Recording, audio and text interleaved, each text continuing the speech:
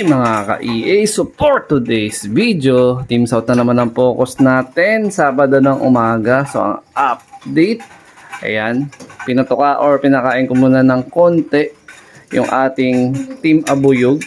Ayan, 4 na ibon. Yung isa dyan, yung white flight, ayun, yung nauna natin na pa-batcher, pero nag-overfly din yan noong nakaraan. Nakabalik lang, swerte lang dahil sa tropa nag-overfly. So yan, batcher na siya muna yung unang papawalan natin. Pag napagod na mag-ronda, nakaikot na, saka natin papawalan yung 4 para hindi niya mahata kung saan. Kasi siya medyo marunong na, medyo batikan na kung umikot eh. Pero yung 4, isang beses pa lang natin napawalan yan at dalawang beses napawalan, isang beses lumipad. So sa pagkakataon na ngayon, so possible baka pangatlong pawala at pangalawang lipad na nila. Ayan, gulo natin magkwento, no? So, ayan. So, kagabi, nagbasket tayo ng ating ibon. So, si Red Bar na lang po ng ating naisampa. So, missing in action si Sexy Blue nung Tagudin Lap. So, move na tayo kay Sexy Blue. Si Red Bar na lang. So, meron pa tayong Bigan, Tugigaraw, Apari, at Santa Ana Lap. So, hoping is si Red Bar ang bumasag ng sumpa ni EA Lop regarding sa north. Kasi so pag naglilipad tayo ng north, meron tayong nakaraan na naging finisher ng Santa Ana, which is si Frankie Boy.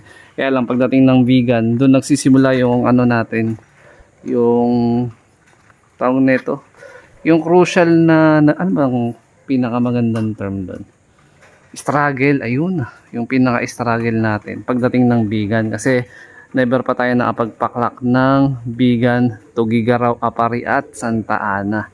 So yung 4 na lap na yan, yan yung pinaka-crucial na lap ng north na hindi ko pa na-achieve. So hoping si Red Bar yung bumasag sa lahat ng sumpahan na yun. Ayun. Pero kung hindi talaga kumbaga hindi ibibigay, hindi wala tayong magagawa.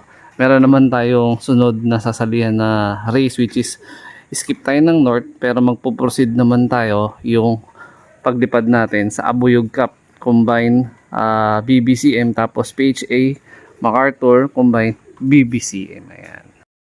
So ito si White Flight.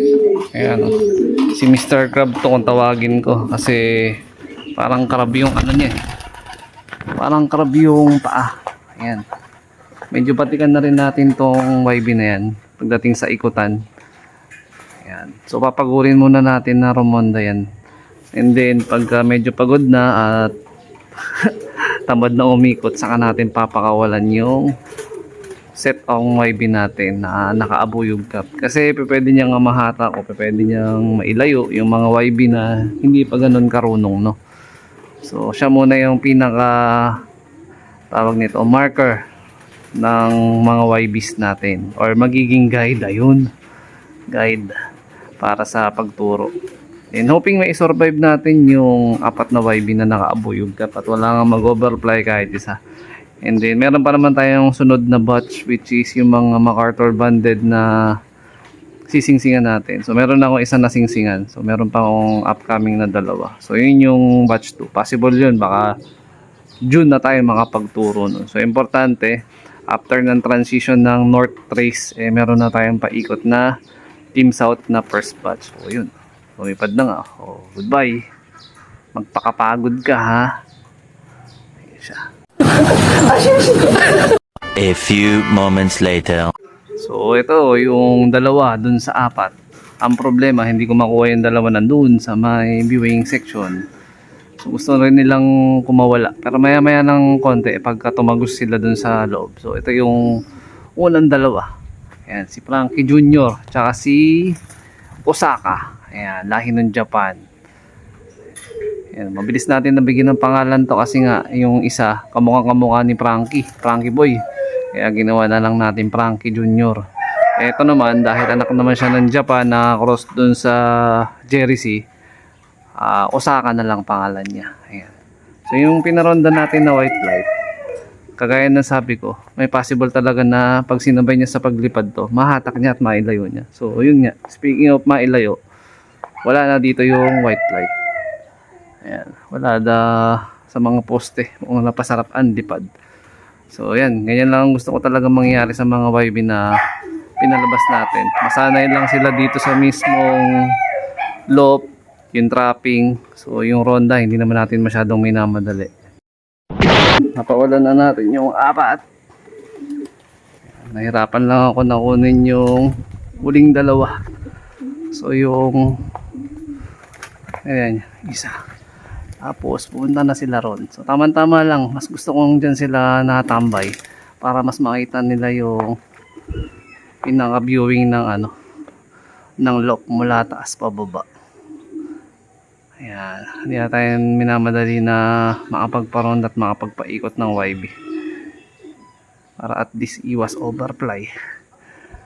Ayan mga kalapatids. So alas 7 pasado pa lang naman, kaya maganda magturo ng ibon.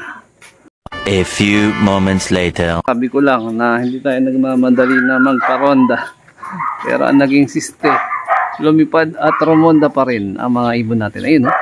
May maligalig tayong ibon. Ayun, yung may paningit na puti, ang aktibato sa yan. So kanina pa lang nung sinisimulan ko siyang kunin dito, talagang aligaga siya. Pero isa yan sa unang pumitik din nung nakaraan na pinawalan ko no Merkules.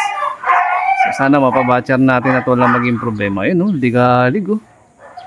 Full sib ni yan. Ni Lady Mina to, yung ating Catbalogan Daybird, Javier Leyte finisher. Nako, ang pangit ng dinapuan, ang layo. Mabibihag ka dyan, loko. Sa labas pa naman ng subdivision yung pinagpwestuhan niya na poste, aray ko. 75 years later. Yun, tuloy-tuloy nang umikot yung mga YB natin. Ayan, wala na natira dito. So yung 5 lahat, nagsiikutan na. Kaya lang, sabog-sabog pa yung nila, yung ronda. Ayan, tas pa hindi natin alam kung saan sila magsisidapo. Pero yung iba nating kaninang umikot, hindi pa nagpapakita. Ito yung huling na nakatambay dito Yan, yung umiikot na yan yung huling nakatambay natin dito nung kanina. Ayun Ayun, palyado yung Naku, palyado yung landing nung isa. Ayan. So okay lang na dyan sila manatili, no? Para at least makakapag-viewing sila. Diretso. Kita naman yung loop natin Ayan, wag lang sasabay dito sa mga nagdadaanan na ibon na possible galing training yan. Ayan, Ayun. Training galing yan At syempre, nakahanda na yung pagkain nila at inumin nila mamaya. So ito yung pagkain natin, powered by Premium Feeds ng Kalapatids Flyer and Breeder Mix. Ayan, naiwan natin dito si Lola BGQ, direktang lola ni Batusay. Yan yung pinares ko kay Red Bar. So hope makatulong lahat ng pinagagawa natin since nung first lap derby wala tayong binago, wala tayong in-adjust. So tingnan natin kung ano magiging outcome bukas. Ayan, vegan race natin.